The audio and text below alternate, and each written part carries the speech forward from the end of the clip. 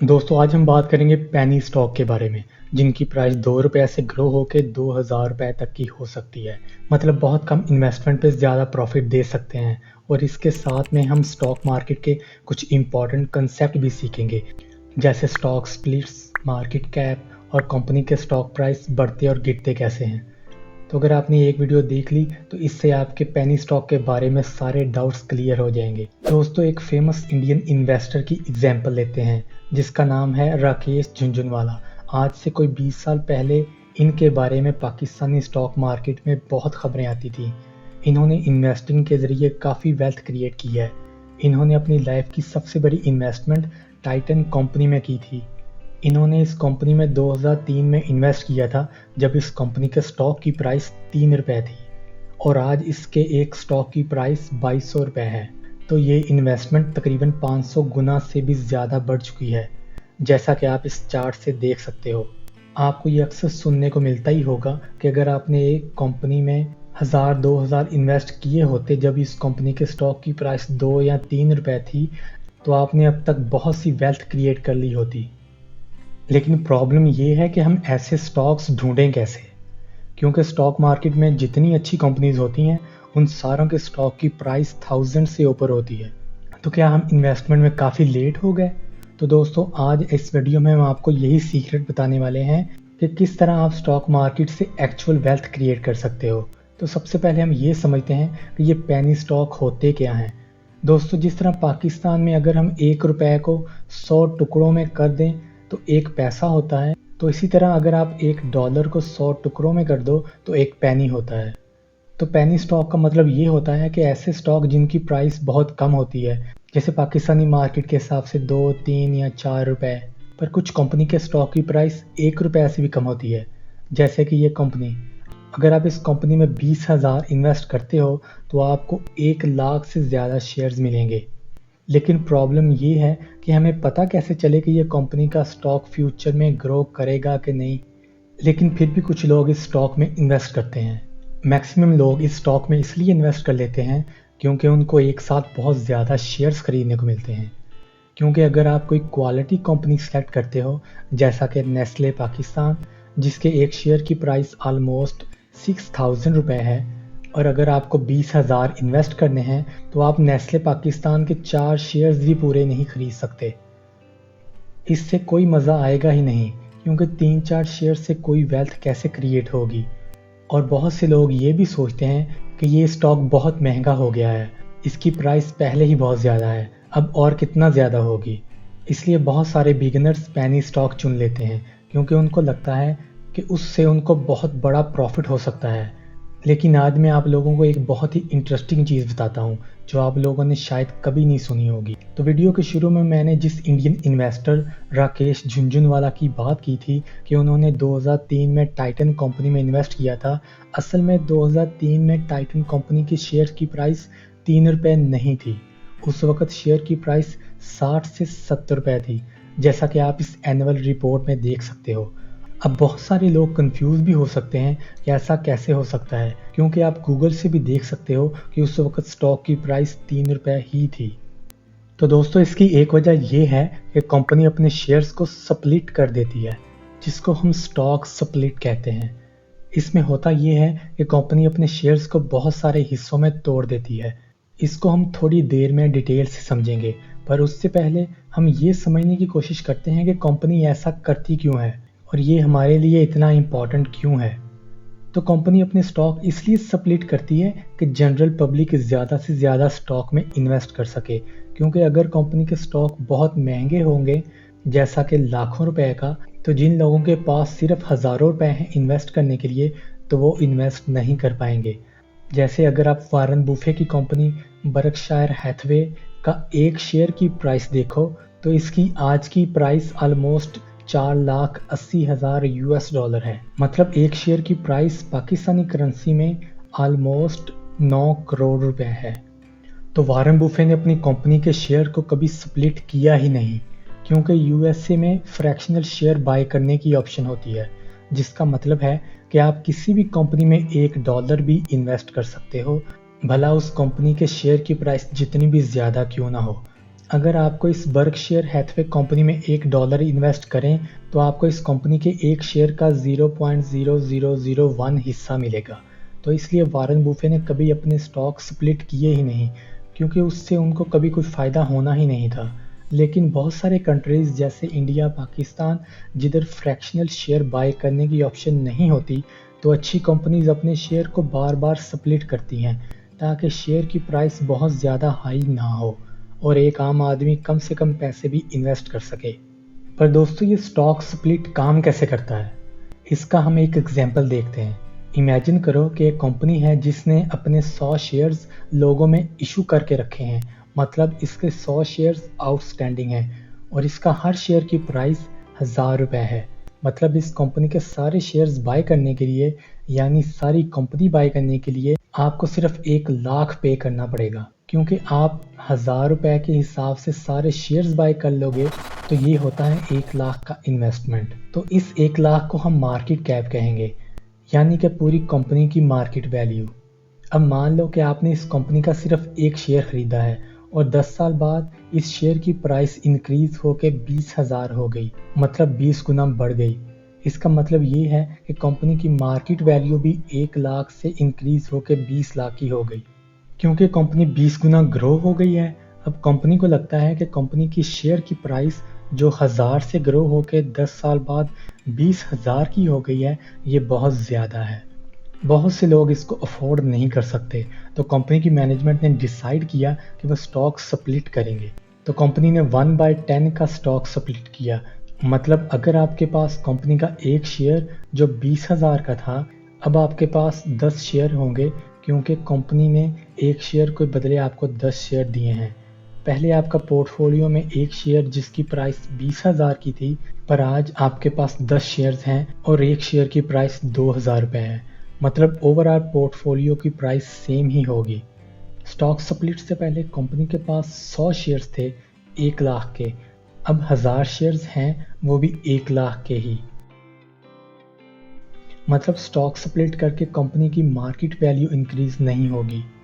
दोस्तों, बहुत सारों को लगता है कि स्टॉक स्प्लिट से, बोनस शेयर से या स्टॉक डिविडेंड से आपको एक्स्ट्रा पैसे मिलते हैं, पर ऐसा बिल्कुल नहीं होता। जब तक कंपनी की मार्केट वैल्यू इंक्रीज नहीं होगी, तब तक आपको पोर्टफोलियो की वैल्यू भी इंक्रीज नहीं होगी। तो इसलिए शेयर्स को स्टॉक स्प्लिट से पहले खरीद के रख लेना, ये आपको कोई फ़ायदा नहीं देगा। आपको शेयर्स लॉन्ग टर्म के लिए होल्ड करने पड़ेंगे, जब तक कंपनी ग्रो ना हो और उसकी मार्केट वैल्यू ना बढ़ जाए। तो दोस्तों, अगर आप गौर करोगे तो आपको पता चलेगा कि जब भी कोई कंपनी का आईपीओ निकलता है, मतलब पहली बार की कंपनी अपने शेयर्स को पब्लिक में इशू करती है, तो उसके शेयर की प्राइस 100 से 1000 के बीच में ही होती है। जैसा कि बारबेक्यू नेशन, जिसके प्राइस आईपीओ के टाइम ₹500 थी, और एंग्रो पॉलीमर कंपनी का आईपीओ प्राइस ₹105 का था। दोस्तों, कोई भी कंपनी आईपीओ के टाइम अपने स्टॉक का प्राइस ₹4 या ₹5 नहीं रखती। तो सवाल ये बनता है कि जब कोई कंपनी अपना आईपीओ का प्राइस ₹100 से ज़्यादा रखती है और स्टॉक स्प्लिट में प्राइस कम होके ₹2 या ₹3 हो जाती है, मतलब पेनी स्टॉक बन जाता है, तो ये प्राइस इतनी कम कैसे हो जाती है? क्योंकि मार्केट क्रैश के टाइम भी स्टॉक मार्केट ज़्यादा से ज़्यादा 50 से 70% ही नीचे गिरती है। फिर चाहे रिसेशन आ जाए, कोविड-19 आ जाए या वर्ल्ड वार आ जाए, मार्केट हमेशा 70% से कम ही गिरती है। फिर ये पेनी स्टॉक 90% से ज़्यादा कैसे गिर जाती है? तो दोस्तों, इससे हमें ये पता चलता है कि इतना कम प्राइस तब होता है जब वो कंपनी बहुत बुरी सिचुएशन में हो, या वो कंपनी किसी फ्रॉड केस में पकड़ी जाए, या उस कंपनी के प्रमोटर भाग जाएं, या उस कंपनी का पूरा बिजनेस मॉडल ख़राब हो जाए, या उस कंपनी के लोन बहुत बढ़ जाए। मतलब ऐसी कंपनी जो बहुत ज़्यादा रिस्की हो गई हो। तो जब आप स्टॉक मार्केट में न्यू होते हो, आपके पास थोड़ा सा पैसा है और आपके पास किसी भी बिजनेस को एनालिसिस करने का एक्सपीरियंस नहीं है, आपने अपनी लाइफ में सिर्फ बैंक के फिक्स डिपॉजिट के अलावा कहीं भी इन्वेस्ट नहीं किया, तो आपको रिस्क कम लेना चाहिए या ज़्यादा? प्रॉब्लम ये है कि कोई भी रिस्क के बारे में बात ही नहीं करता, और उससे बड़ी प्रॉब्लम ये है कि आपको रिस्क के बारे में गाइड करने वाले लोग भी कम ही मिलेंगे, क्योंकि 90% लोगों को स्टॉक मार्केट के बारे में पता ही नहीं होता और बाकी 10% लोग वो सिर्फ अपना ही सोचते हैं। क्योंकि अगर आप गूगल या यूट्यूब पे सर्च करोगे तो आपको पेनी स्टॉक के बारे में बहुत सारी आर्टिकल्स और वीडियोस मिलेंगी।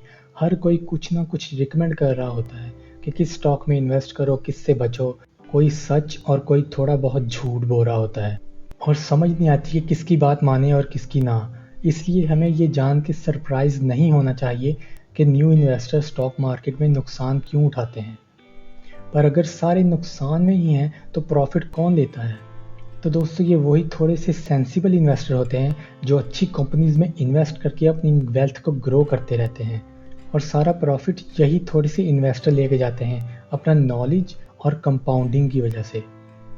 तो दोस्तों, अब हम ये देखते हैं कि अगर किसी कंपनी का स्टॉक 10 या 20 हज़ार का है तो वो और कितना ग्रो हो सकता है। अगर 4 या 5 रुपए का है तो वो और कितना गिर सकता है। तो दोस्तों, इसलिए हम पाकिस्तान स्टॉक एक्सचेंज की वेबसाइट पे जाएंगे और इधर सर्च करेंगे वो कंपनी जिसके बारे में हम रिसर्च करना चाहते हैं।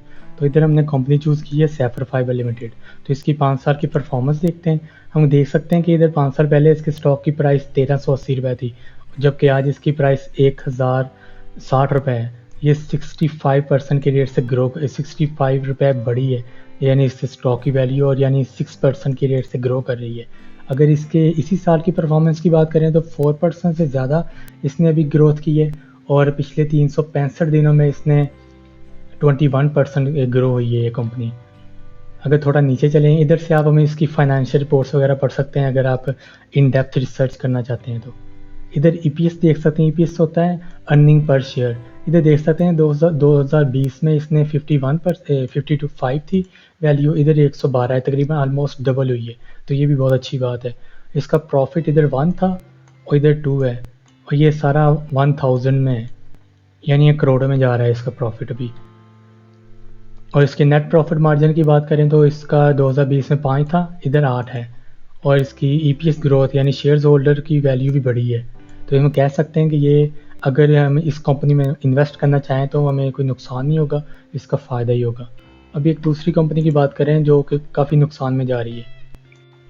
इसके 5 साल की बात करें तो 5 साल पहले इसकी शेयर की प्राइस थी 440 रुपये और आज है 175। तो ये -3% यानी नीचे की तरफ जा रही है 6%। अगर इसके इसी साल की बात करें तो इसी साल इसने -21% गिरी है नीचे मार्केट में और पिछले 365 दिनों में -43% गिरी है। इसकी फाइनेंशियल रिपोर्ट्स आप इधर पढ़ सकते हैं अगर पढ़ने का मूड है तो। अगर ईपीएस की बात करें, अर्निंग पर शेयर की बात करें तो 2020 में 26 थी, अभी 14 है, यानी 50% कम हुई है। और प्रॉफिट आफ्टर टैक्सेशन इधर 235 तकरीबन 2 लाख समथिंग थी, इधर 1 लाख समथिंग हो गई है, ये भी 1000 में है। तो इसका मतलब ये भी काफ़ी कम हुई है। इसकी ईपीएस ग्रोथ इधर शेयर्स होल्डर की तरह 308 थी समथिंग और इधर 152 रह गई है। इसका मतलब ये काफ़ी नीचे जा रही है कंपनी। अगर आप सोच रहे हैं कि अब इसकी वैल्यू काफ़ी कम होगी, अगर हम इसमें इन्वेस्ट करेंगे शायद ये फ्यूचर में ग्रो कर जाए, पर दोस्तों ऐसा नहीं होता। हम इन्वेस्टमेंट डाटा देख के करते हैं और इसका डाटा कह रहा है कि ये काफ़ी नीचे की तरफ जा रही है, इसमें इन्वेस्टमेंट करना आपको नुकसान भी दे सकता है।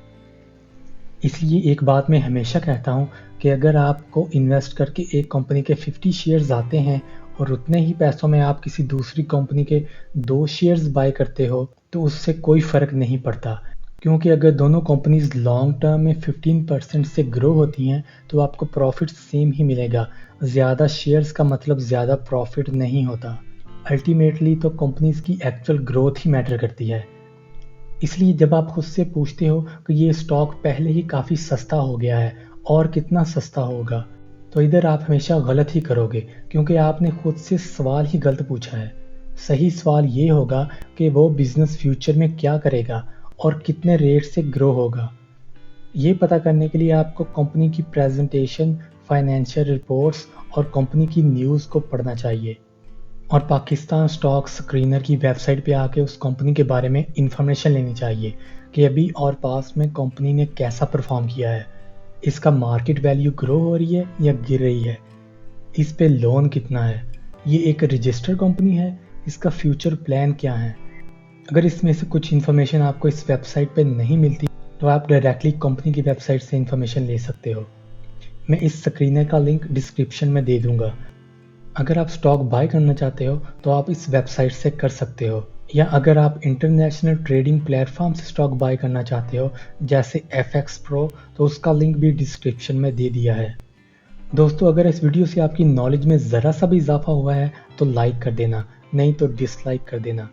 मुझे यकीन है कि इस वीडियो से आपको समझ आ गई होगी कि स्टॉक की प्राइस देख के इन्वेस्ट करने वाला अच्छा इन्वेस्टर नहीं होता। नेक्स्ट वीडियो में हम बात करेंगे कि स्टॉक मार्केट से आसानी से पैसे कैसे कमा सकते हैं। आज की ख़ास बात ये कि दुनिया के सबसे कामयाब आदमी और नाकाम आदमी में फ़र्क सिर्फ इतना होता है कि कामयाब आदमी ने बहुत सारी गलतियां की हैं और सीखा है, जबकि नाकाम आदमी ने कोई गलती नहीं की। अल्लाह हाफिज़।